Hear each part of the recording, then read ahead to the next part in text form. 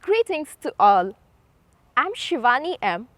I'm happy to present an essay written by Dr. M. Leelavathy titled Immortal Thou Reign.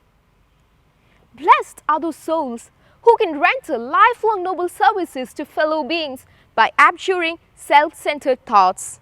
Thanks to Omnipotent, these souls are exalted as venerable sources of blessing. The present signifies the enthusing signature of the Creator in the shade of a banyan tree.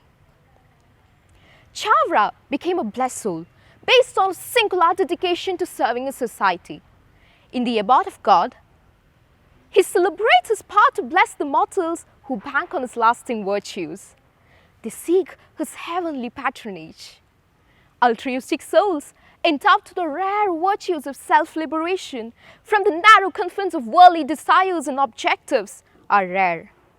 They command the power to discern the prayers and blissfully fulfill the aspirations of those who fervently await heavenly benevolence and redemption from the mundane woes.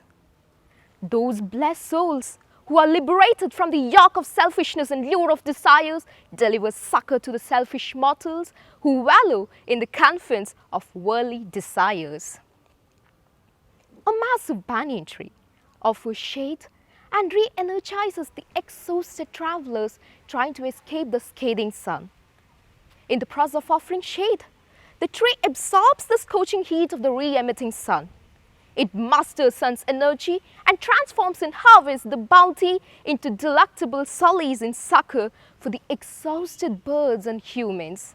It masters sun's energy and transforms and harvests the bounty into delectable solace and succor for the exhausted birds and humans. Plants and trees absorb energy not to satiate their own hunger. They do not misappropriate the energy for their offsprings. All forms of flora epitomize selflessness to the core. The omnipotent Creator implies that although humans are born with unique common sense, they acquire the essentials for their living from plants and trees which live a life of green service. Acknowledgement of this fact is hard.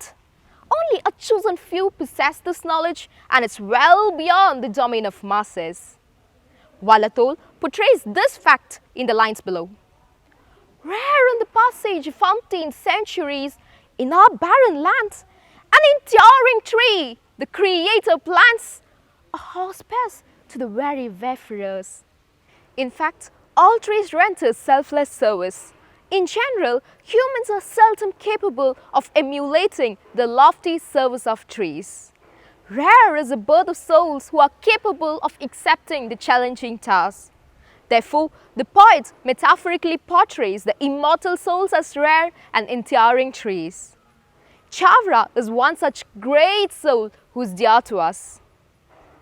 The present tense is used here because the past tense is irrelevant in conveying his constant and eternal presence.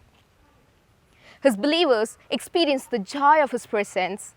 The joyful experience stays alive. Christ is associated with allegorical stories. Chavra is credited with the stories that are rich in precepts. These stories command wide currency. One such story, the story of 4 friends, goes like this. A man had 3 friends. They assured the man that they would come to his rescue whenever any mishap befell him.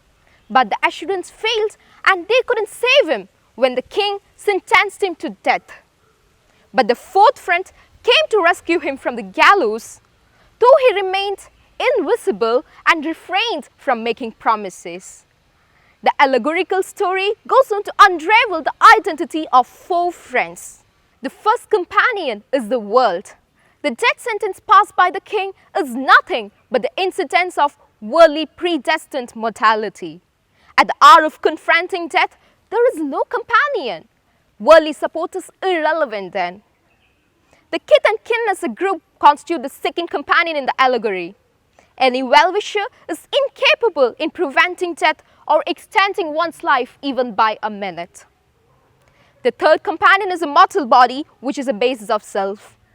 The moment self defunds, death is a result. The incapacitated self implies that all the consciously driven activities of a human being come to an abrupt halt. When death swallows self, some artificial devices may be able to proper body reflexes for some time, but that in no case is a liberation from the stranglehold of death. Even when all the physical organs are fully active, death can pounce on us. The heart stops beating, being confronted with the abrupt diktat of death. Lung fails in its regular expansion and contraction. Blood circulation stops. Brain cells become inoperative, and the body is stone dead. In such an eventuality, body is incapable in transmitting messages to prevent death. When all three friends stand helpless, the fourth friend arrives on the scene. The friend called virtue, representing the good deeds of the man who is now staring at his death. All good deeds in past imply timely redemption in two ways. Sometimes virtue takes marauder death.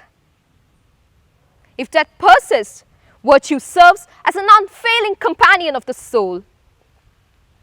Past deeds comes to one's rescue in immediate situations, when confronted with wilderness or beleaguered, when engulfed in conflagrations or caught in a sea storm, when stranded on a mountain peak, when caught in the web of insanity, or overwhelmed by a deep sleep, when confronted with any other unwieldy or insurmountable situations, the fruits of one's virtuous deeds perform the mission of precluding capital punishment.